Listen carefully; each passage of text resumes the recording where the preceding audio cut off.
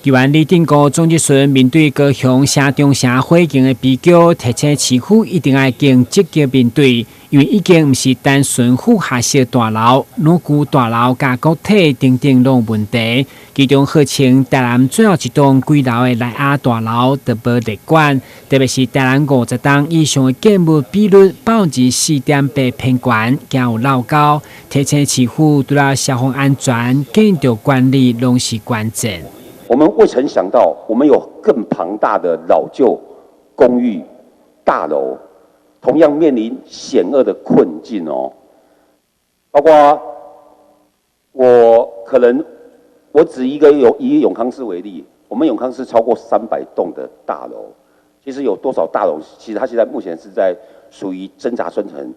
我们消防局当初是清查我们的复合式的哦，所以说我为什么会说你们不够积极？你们没想到我们还有其他的住宅式的国宅老旧公寓，通通都涵盖在里面，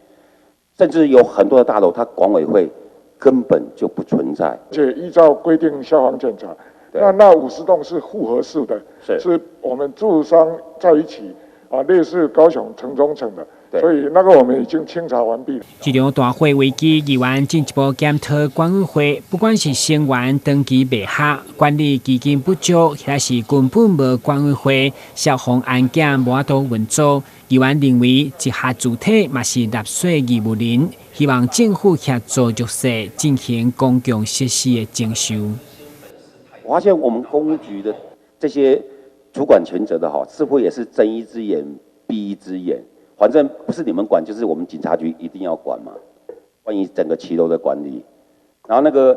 都能够这样子推来推去即使有一天出事了，还有一个消防局可以扛。我想知道我们的不管是我们的建管科、使用管理科，我们针对我们的骑楼管理，甚至我们大楼的一些老旧的大楼一些里面的停车问题，我们有没有什么想法或是作为？就是说，如果我们第一个大家都怪管理委员会嘛，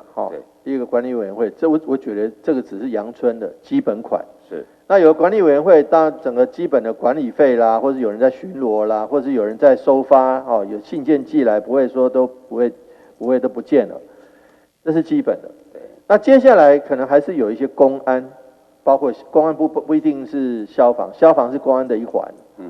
这些公安的需求。那以过去几个重大的惨案包括这个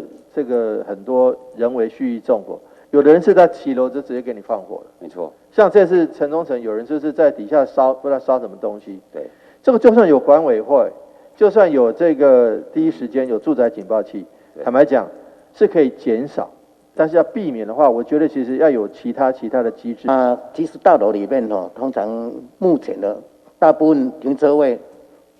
汽车停车位、机车停车位是有考虑。对，就是说在地下室里面，它里面就有这些停车位、停车空间，那可能还是有一部分的人他没有进去停了。对，这摆总结孙在这议员拢将对两股大楼的公安消防检讨，市府嘛表示将汇集所有意见，持续总体检。当然新闻管及刘品言采访报道。